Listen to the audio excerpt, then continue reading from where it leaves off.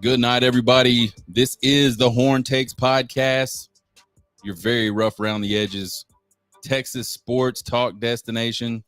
I'm your host, Sean Redfern. It's BYU week, coming off a not so amazing win over the Houston Cougars. But it's BYU week. It's another week. It's another opportunity for this team to take another step forward. And it's Tuesday night. Typically, we'd go on Tuesday at lunch. Had a lot of scheduling conflicts today. So we're doing our after-action review tonight. We're going to do the Trace Otra games recap for Week 8. And then we'll talk about what Drunk Sean got right, what Drunk Sean got wrong. We do Exaggeration Monday, which is just all of Drunk Sean's thoughts, opinions. And then on Tuesdays, we like to actually have watched the game again. See what we got wrong, see what we got right. And then we'll have the quick and dirty on those BYU Cougars. Check us out on Twitter, TikTok, and YouTube at Horn Takes. Give us a follow, give us a subscribe. Appreciate it. It won't cost you guys a thing. Just like to listen to podcasts, you can check us out at horntakespodcast.buzzsprout.com, or you can find us anywhere you listen to podcasts. Trace Otra games Week 8. A lot of big games this weekend, and we like to do the big ones. Like, I don't want to do just easy ones. I'm trying to do games where you don't know who's going to win. First game, number 7 Penn State at number 3 Ohio State. We talked about how both of these defenses were statistically just absolutely amazing. And how really neither of the offenses were statistically amazing. But we did think Ohio State was better offensively. Ohio State was going to be at home. The wide receivers for Ohio State, clearly a better group. Even before the game, we thought they were a better group. Harrison winds up with 11 catches for 162 yards and a touchdown. He was basically the only player on the field offensively that just really nobody could contain. We said Ohio State wins this game 27-23. Ohio State ends up winning it in a really, really close, defensive, kind of old school football game, 20-12. You don't get to see a lot of games like that. And we talked about it on the show Monday night, what we know after 8 weeks of football. And we said we know Ohio State has a really good defense. And we know Penn State has an absolutely fantastic defense. Really fun to watch those two teams play defensively. They're going to be tough to beat just simply because the defenses are so good. Man, if Penn State had a good offense, they would be my favorite to win the national championship, hands down. Next game was number 17, Tennessee, on the road at number 11, Alabama. We talked when we broke down these Trace Otra games. We talked about Tennessee trying to build a streak of their own. It had been 15 years before last season since they beat Alabama. Everybody's been talking all year long about Alabama this, Alabama that, struggling. They don't look good. Not us. We've been saying Alabama, while they have struggled, they don't look like some of the more dominant Alabama teams, but all they do is just keep winning football games. Ultimately, I said, give me Milroe making plays. Give me Saban losing his mind on the sidelines over Josh Heupel and that group of Tennessee Volunteers any day of the week. I said Bama would win, but I thought Tennessee would cover. I thought the score would be around 23-17. Obviously, 34-20. Big defensive score by Alabama late-ish. So we're 2-0 going into the nightcap. Number 16, Duke at number 4, Florida State. I kind of nailed this one from like just the way the game would unfold type of deal. I said Duke's defense is really good. It's going to keep them around for a while. And they did. It was 20-17 Duke heading into the fourth quarter. I said Riley Leonard probably won't play. And if he does, one of his biggest attributes is not going to be that much of a threat. He's really killed some teams earlier this season running the football. He did it to Notre Dame. He did it to Clemson. Obviously, coming off of a high ankle sprain, it's going to be sore. It's going to be stiff. You're not going to have a lot of confidence. And it's probably not, structurally sound.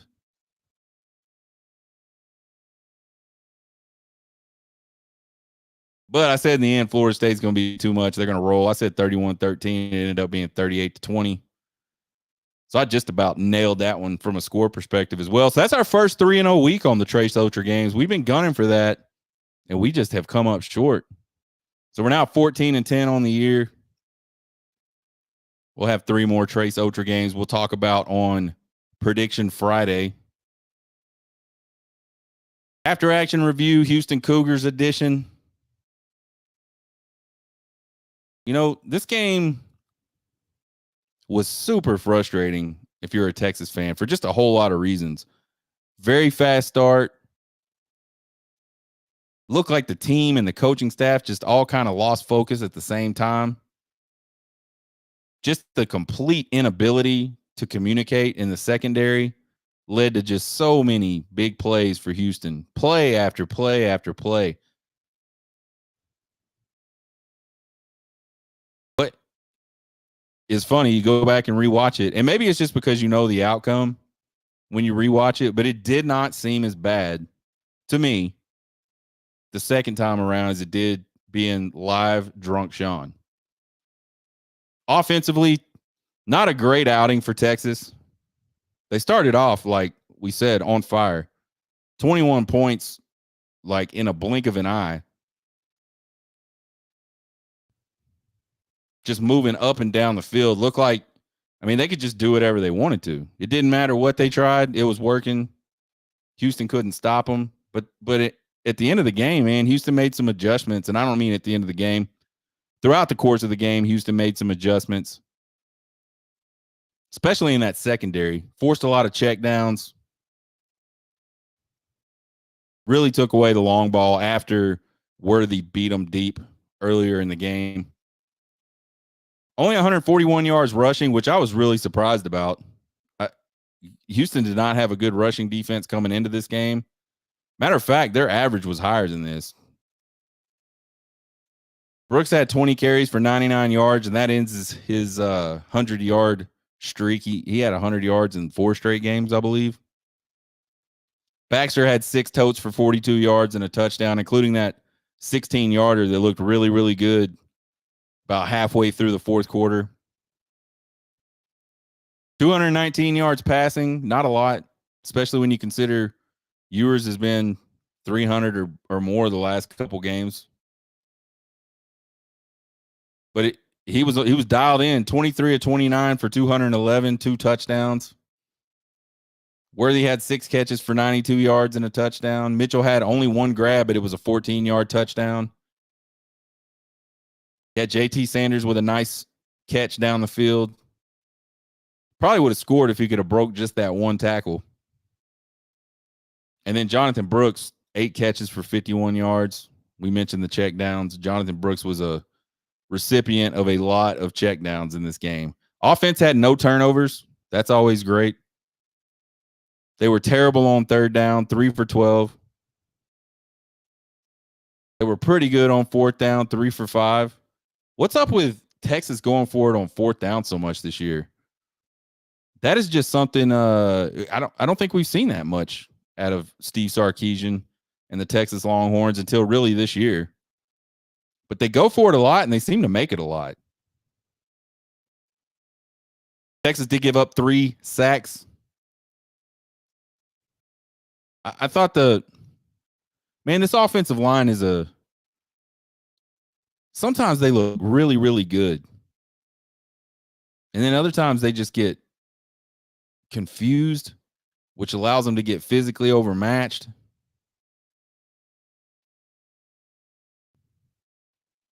Sometimes you got to just know when to throw the football away if you're Quinn Ewers as well.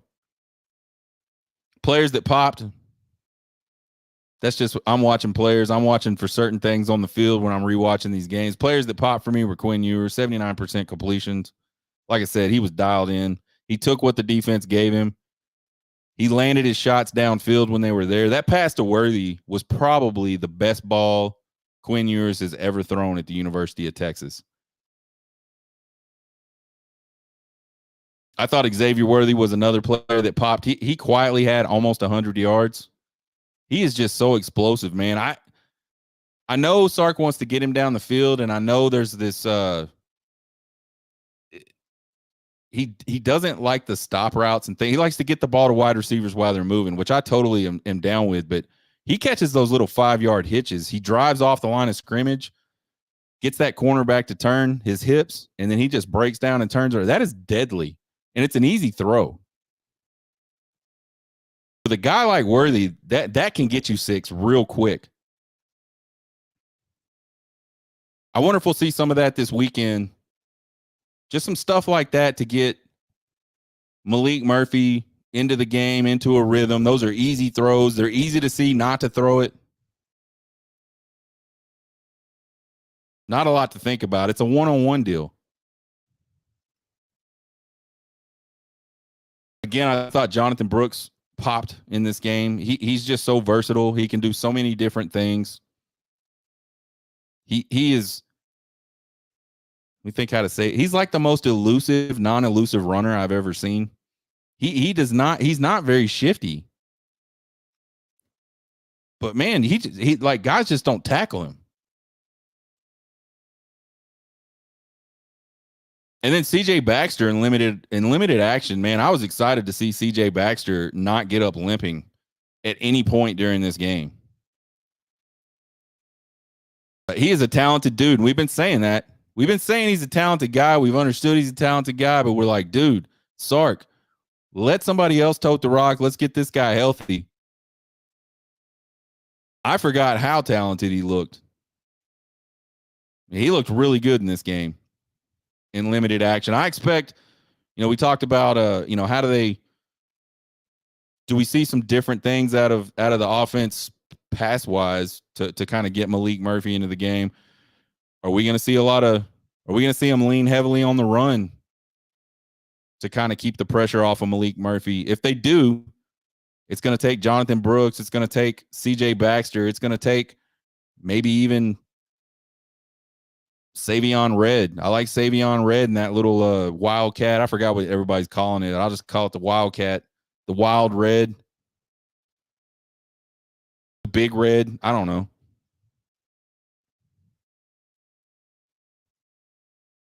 Defensively, they held Houston to 14 yards rushing, which is pretty incredible. And I know Houston really didn't try to run the ball that much in this game, but even when they did try, they just didn't. They just couldn't.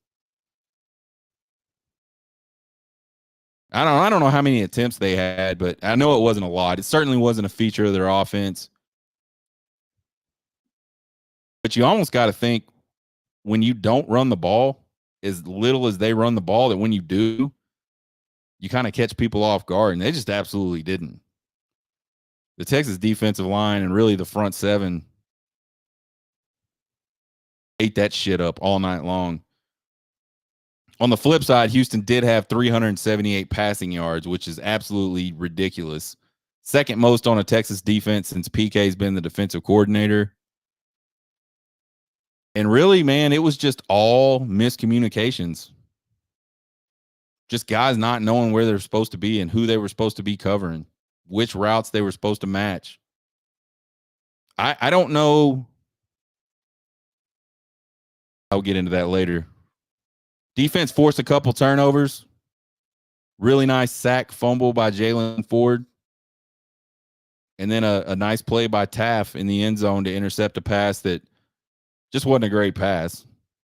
But he was in the play. He was where he was supposed to be. That's the thing about these zone coverages.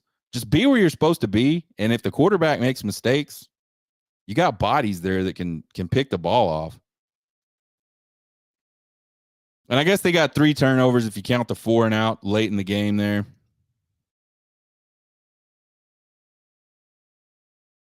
They held Houston to 4 of 13 on third downs and 2 of 3 on fourth downs. Again, the only fourth down they didn't convert was the one at the end of the game. Houston's very last drive of the game. Apparently the most controversial spot that's ever happened in college football. I don't know. From the broadcast, it looked like he was there. All we could see, though, is the unofficial yellow line. I think they reviewed it. I can't remember.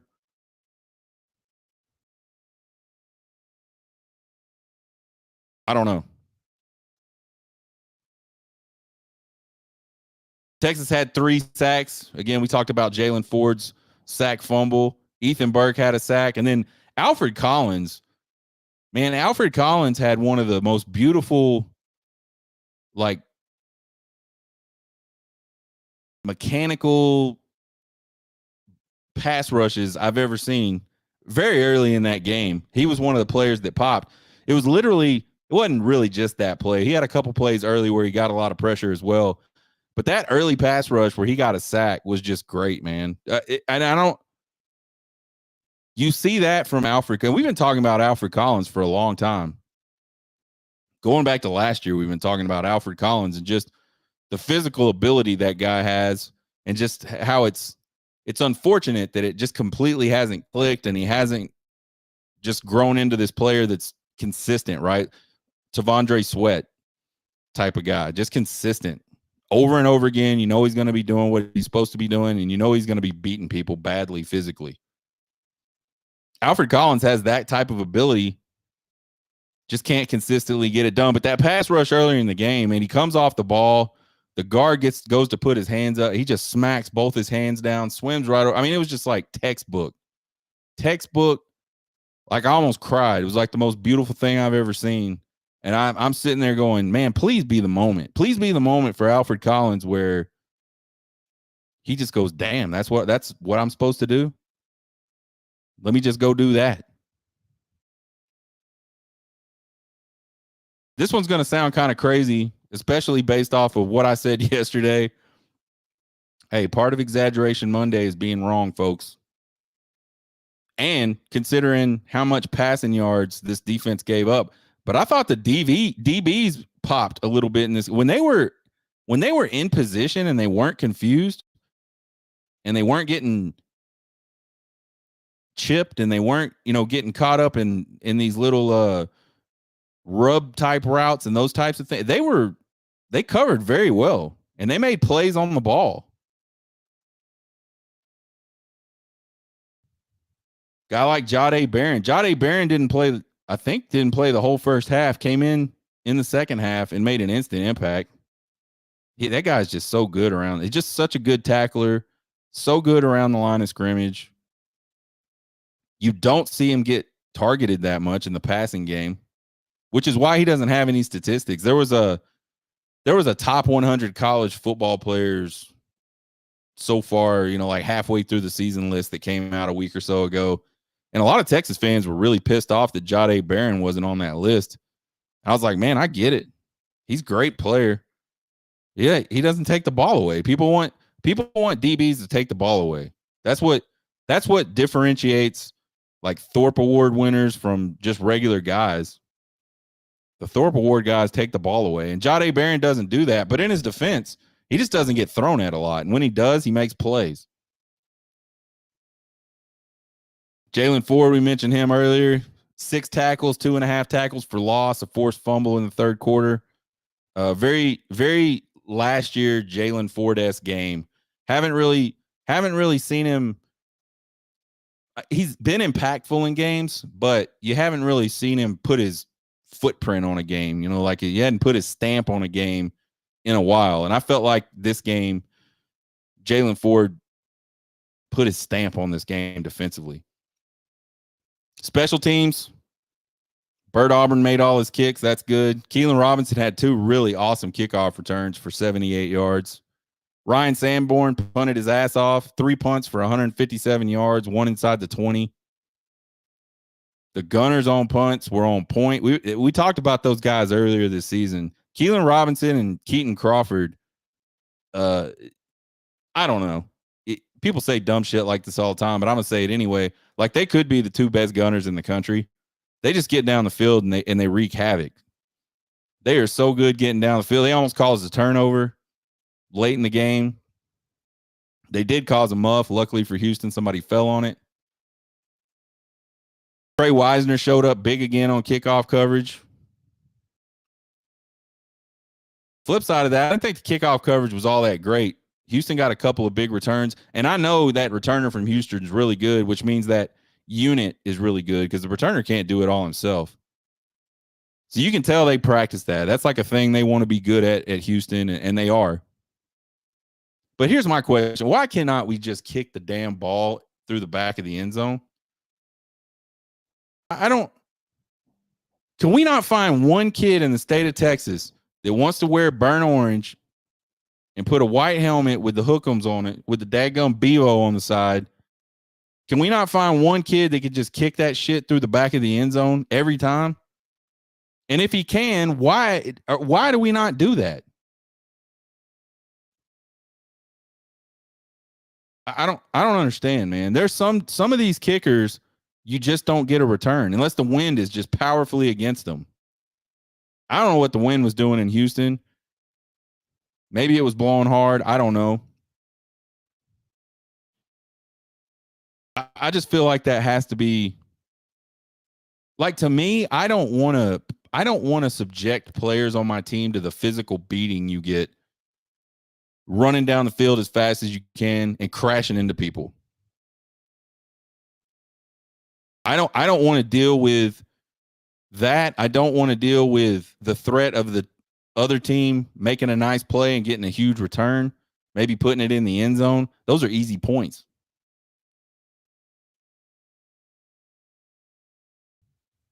I just don't understand why you wouldn't just kick the ball through the back of the end zone if you're capable. And if the guy's not capable, that's one thing. Find somebody that's capable. There has to be one kid on the University of Texas's campus that can just kick the ball through the back of the end zone. Let's talk about what Drunk Sean got right. We talked about the officiating. God almighty. The officiating was terrible in this game. And folks, it was terrible on both sides. There were so many missed calls in this game. I mean, it was worse.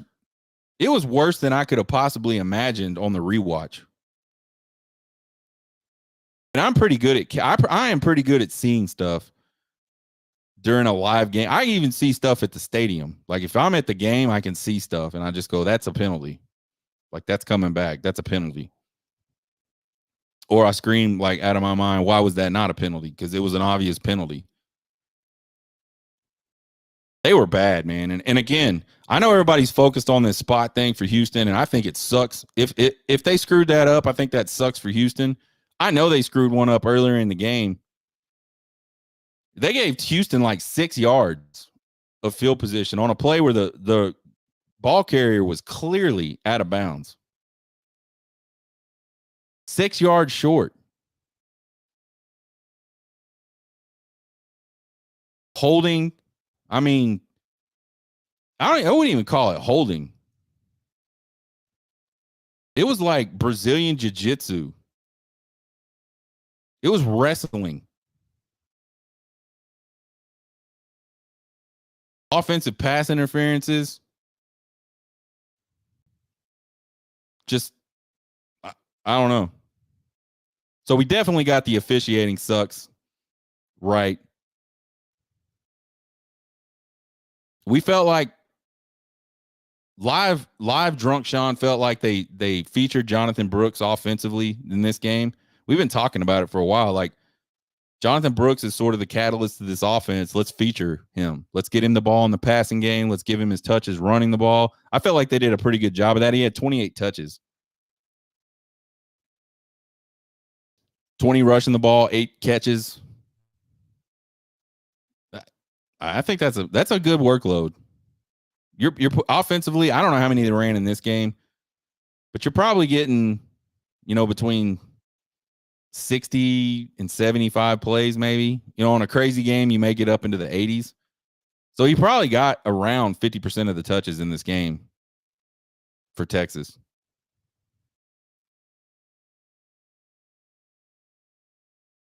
We said the fake field goal was dumb as fuck on Exaggeration Monday, and we were absolutely right. The momentum completely shifted after that play. Not only that, but folks, Bert Auburn is not an athlete. Like, the only way that play was going to work is if Houston was completely asleep or they went on some all-out rush to try to block the kick. That's it. Bert Auburn is not outrunning anybody. He's not running over anybody. So the only thing the coaches could have been thinking was, like, we feel like Houston's coming after the ball, and they come after the ball in such a way that if we can get this pass completed, there's going to be nobody out there.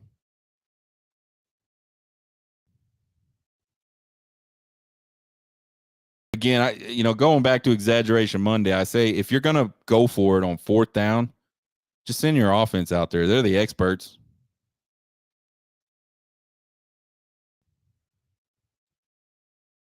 You don't call the carpet cleaner to fix your cable. Call the cable guy, man. You shouldn't call the punter and the kicker to go be your offense on 4th and 6. You should just put your offense in there. What Drunk Sean got wrong, I thought they underutilized the running game. I was really disappointed again. I've been bagging on Sark for so long about, man, just please run the ball. And I thought they did it again, but they had 37 attempts, 29 from the running backs. Again, 30 carries. That's probably close to 50% of their offensive plays. Unless you're 95 Nebraska or you're, one of these service academies. And you know what? The service academies are crazy now. They're all running shotgun and throwing the ball. What's going on? I said the defensive line was pretty good against the run. I was totally wrong about that. They were fucking amazing against the run. Like, they were so good against the run, Houston just didn't even try to do it.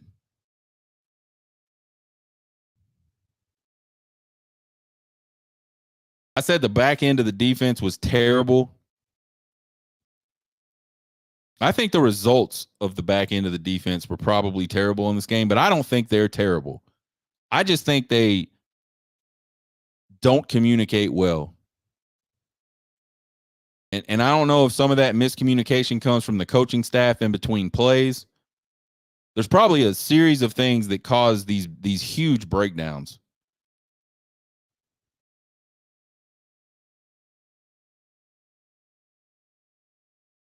But they just got to get better at, the staff has got to get better at communicating to the players. A lot of these offenses run fast, man. We saw Oklahoma just snap the ball literally every 10 seconds or something crazy like that a week ago. Houston wasn't nearly that fast, but they're not huddling. They're coming up, they're getting set, and they're running plays. So the staff's got to figure out where that communication breakdown is and fix that. Physically, these guys are good. It's just the mental part of it and being at the right place at the right time. Final thoughts on the Houston Cougars, and then we'll put them to bed, and we won't talk about them ever again. We'll go forward and talk about those BYU Cougars. Sark's got to have a better plan, a better game plan for this 3-down lineman drop 8 defense that he's struggled at so badly for the last 2.5 years. Because that is coming.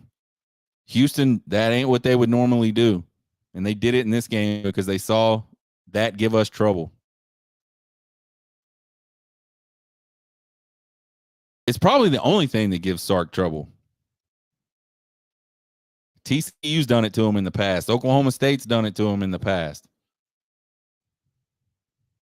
Everybody's going to do it to him.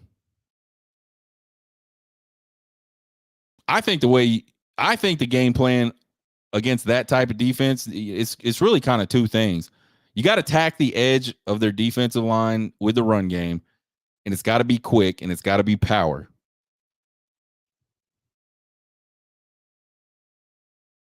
Little trap type action, little counter tray type action, quick stuff on the corners, on the edge of the defense. Maybe outside zone in a hurry, but these little stretch type plays that take too long to develop, no good. It gives all those guys that are standing 3-4 yards off the line of scrimmage. There's essentially like 3 down linemen, and then there's 4 guys that are basically playing linebacker positions. And they're just staring into the backfield. They see the running back get the ball, and it's kind of just like build a wall. Kind of like that old school flag football concept that you teach little kids. Because little kids just want to go after the flag, right? They want to get to the guy, get the flag. And so what you get is like this beehive of kids where they're all in one spot. So all the kids got to do is just get away from that, and he goes and scores. If you teach them to kind of wall it off and let the runner come to you and let him juke around until you kind of squeeze in on him and he has nowhere to go. That's what these defenses are doing to these slow developing run plays. And then I think you got to key the safety depth in the passing game. You know, everything obviously can't be down the field. What they're going to do a lot of times, those safeties are going to be playing pretty far off the ball, and they're going to drop into coverage. It makes it hard to get the ball down the field with 3 safeties. But every once in a while, they come down. When they come down, that's when you know you got your man-to-man coverage. That's when you take your shots deep. When those guys do bail, there's got to be a better plan. There's got to be better check down options. All I really saw in this game was just the running back kind of flare out into the flat a little bit. And that was basically it. I'd like to see some shallow crosses. We talked about how Steve Sarkisian likes to get these guys the ball while they're moving. Let's get Xavier Worthy and Jordan Whittington coming across 4 or 5 yards deep. Let's get them running DBs into each other. And let's get easy 5-yard throws that can turn into 60-yard touchdowns because those guys are so fast. Let's do something with the running backs. Different. Instead of just flaring them out, what about some angle routes where they move to the flat and then come across the formation into the middle of the field where these big, wide-ass, gaping holes are because everybody's just ballooning out. Screenplay when it's soft. They did one against Houston. I think they picked up 15, 16 yards on it.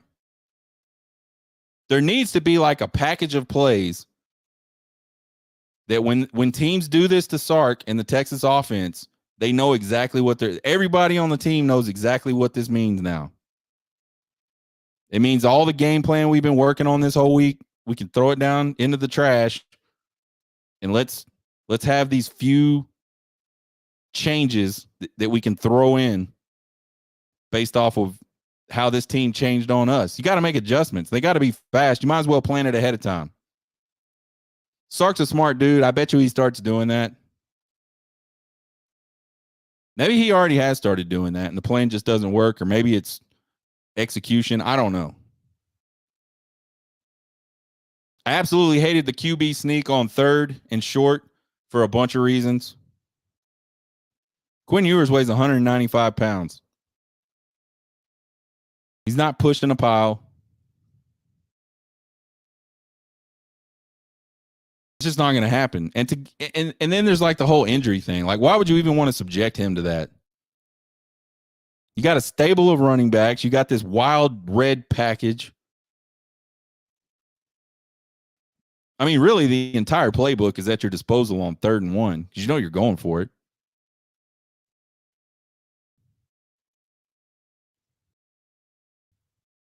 I don't ever see that shit again. I mean, I guess with Malik Murphy, it probably works. I mean, he's 6'6", 6'5", 240 pounds.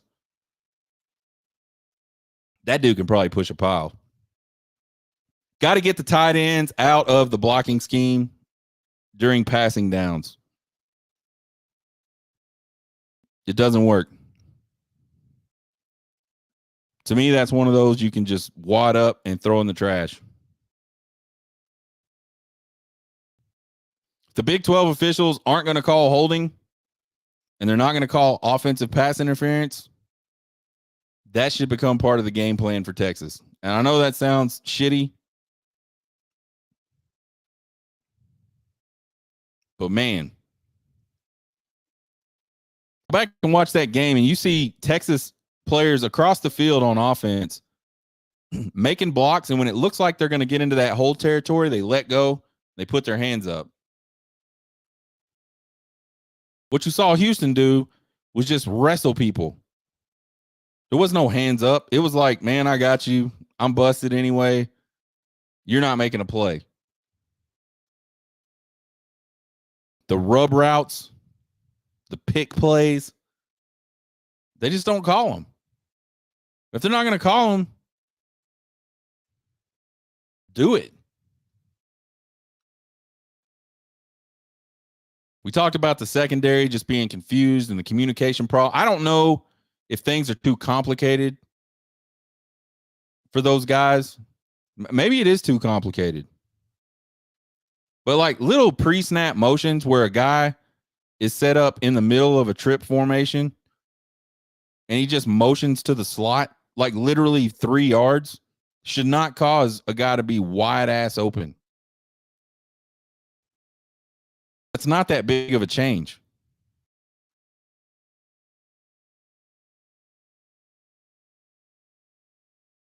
If you're in man coverage, you just recount.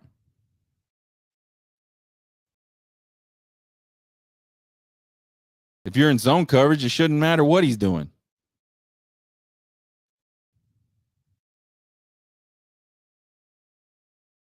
I think PK needs to figure out how to get more pressure defensively. The defensive line, I mean, bless their heart. Those defensive ends, they were in the backfield all night long getting just flat mugged, man. And it's not getting called. So you got to find a way to beat it, or you got to bring pressure from other places. Didn't see a lot of stunts in this game. Didn't see a lot of games with the defensive line. It was kind of just a straight up 4-man rush. Maybe that's because they were afraid of his running ability. I don't know.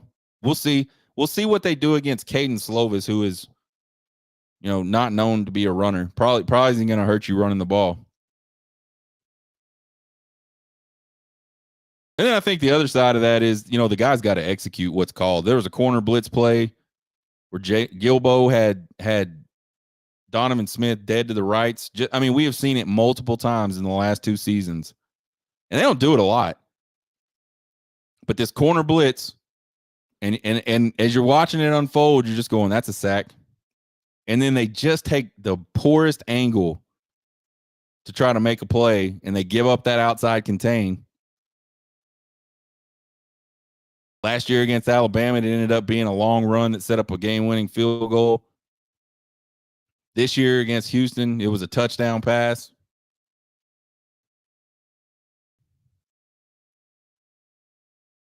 I feel like they're late on the linebacker games. There was one play where I believe it was Jalen Ford rushed up the middle to take on the running back, and then the other linebacker, I think it was Benda, kind of followed him or was supposed to follow him through the hole, and he was just late. So by the time he was even close to being able to make a play, Donovan Smith had already got the ball out to a wide open guy running across the middle of the field. These blitzers, like these secondary blitzers and these linebacker blitzers, they don't always attack the guy that shows up to block them. They try to move around them, so that messes up the lanes. It messes up everything. Like if you get a free run, make a sack. But if you don't, crack somebody's fucking head that's trying to block you. Cause some havoc. Mess some shit up. Give the quarterback something to think about. Notice. This defense cannot continue to fail at the end of the first half and at the beginning of the second half on defense. It's 2 games in a row, man. 2 games in a row. They've given up points. The drive to end the half and the very first drive of the second half.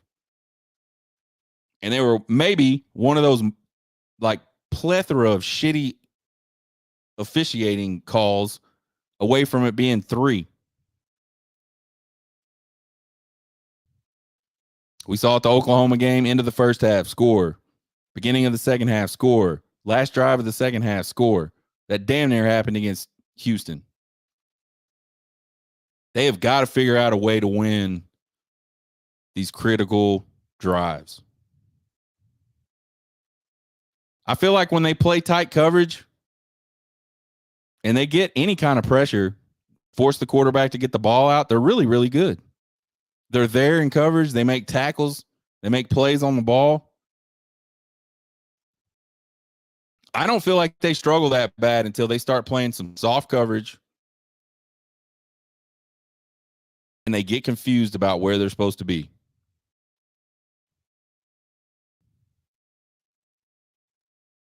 Malik Murphy gets his first meaningful action of his college football career in this game. And granted, he only threw 2 passes, completed one of them. Should have had 2 completions. He had Adonai Mitchell wide open.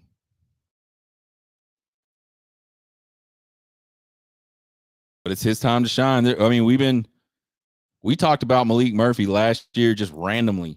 Just, man, that dude can spin it. I don't even know what I was talking about on this show, and I just stopped, and Malik Murphy popped into my head, and I was like, man, that dude can spin it. Had a really good spring game.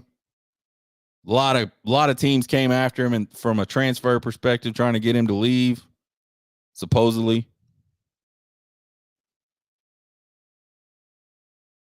What a cool story for him, man. This is kind of like a good moment. This is like,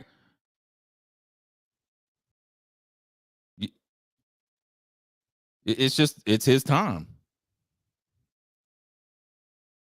What's he going to do with it? I love the dude, man. I think he's talented. I think the team responds well to him.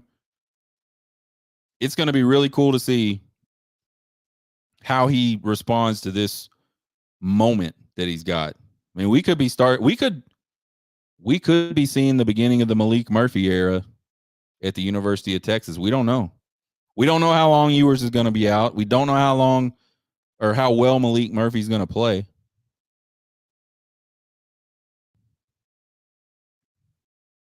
It's kind of a sucky time to be a Texas fan because there's all that uncertainty, but it's kind of exciting as well.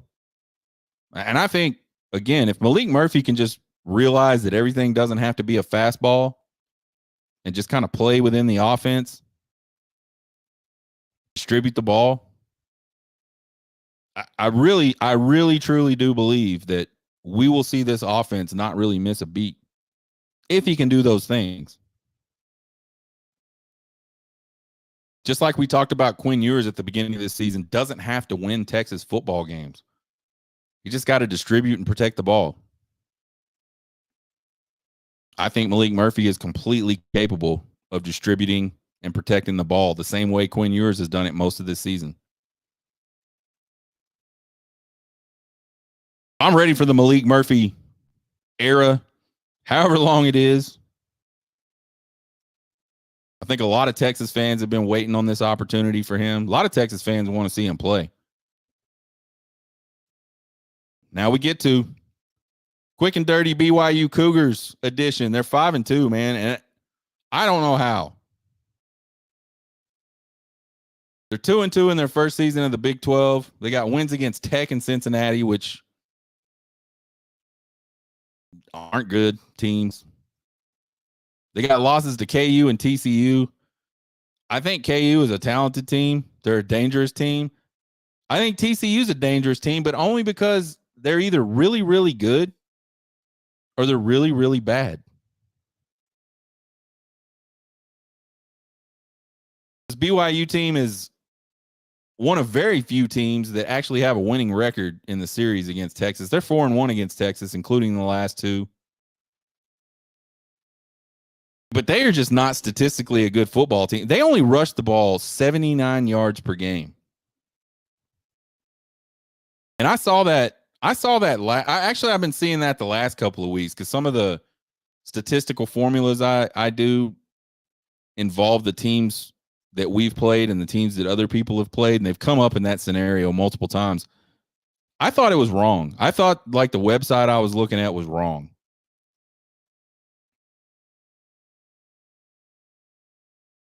They're terrible at running the ball. And you know what else? They're not even close.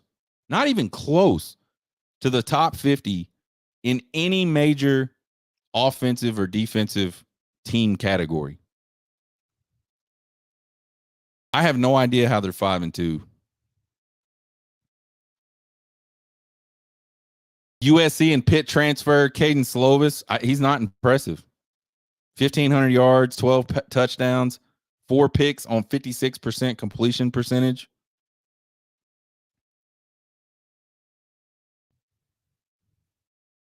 How are they 5-2? They must make some kind of, there's always these hidden yards and hidden points. There's got to be something going on. Something has to be happening for them that is really good because it's not like your normal shit. It's not happening offensively and it's not happening defensively. Texas opened up on Sunday or Monday as a 20.5 point favorite. It had to be Sunday.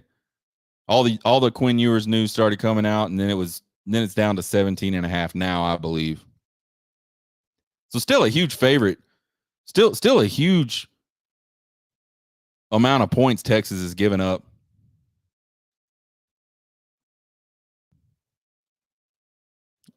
One thing about these BYU teams, and we talked about this a little bit before the season, we're previewing all these games on the schedule.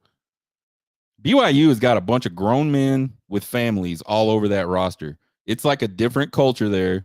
A lot of these guys, they commit to BYU and then they go off for their mission trips for 2 years. And then they come back and they're 20, 21 years old. And by the time they're seniors,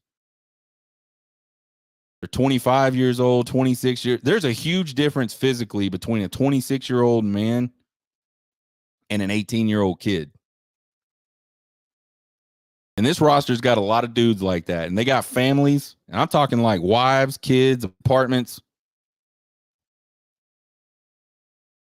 Mentally, they're in a different place than most kids playing Division I football. They're going to be tough. They're going to be physical. They're going to be disciplined. They're a team you do not want to dick around with. You don't want to give them opportunities. You don't want to let them be in a game.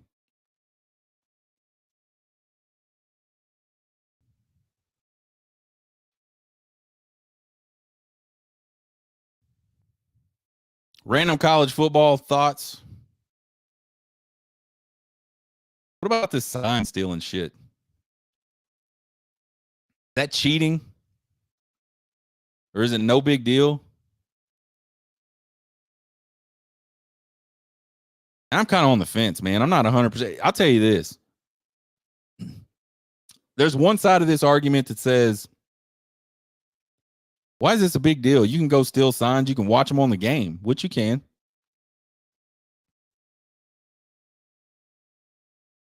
But the TV broadcast is not really designed to show you what's happening on the sideline all the time. So I think the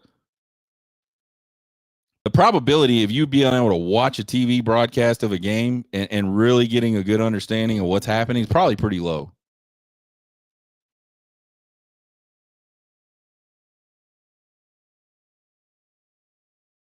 But I get the sentiment, right? Like they're out there for public consumption. The problem is, and this is where it starts leaning more to the other way for me, it's against the rules, man. Like just because it's dumb that there's a rule doesn't mean that you shouldn't follow the rule. And it certainly doesn't mean you shouldn't get punished if you do break the rule. I mean, I've seen people on the internet just flat out saying, this is no big deal. This is ridiculous. It's a stupid rule, so they shouldn't enforce it. Man, I don't know. I guess I'm just an old man or something because I'm like, dude, it's a rule. I mean, I'm not saying I don't break rules. I break the speed limit all the time. If I get a ticket, that was the risk I was willing to take to get there faster. I think speed limits kind of suck. I think they're a stupid rule, but I got to deal with them. Jim Harbaugh in Michigan got to deal. I mean, they sent this guy, not Jim Harbaugh, some dude on the staff. This guy bought multiple tickets to Big Ten games. He's been going to Big Ten games and allegedly stealing signs like at a ridiculous level.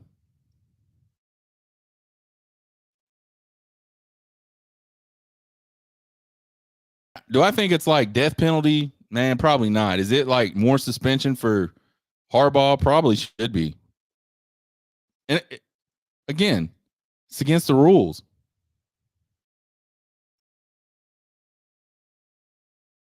Didn't have any mailbag questions this week. You guys send me your mail. Send me an email at horntakespodcast@gmail.com. We'll do some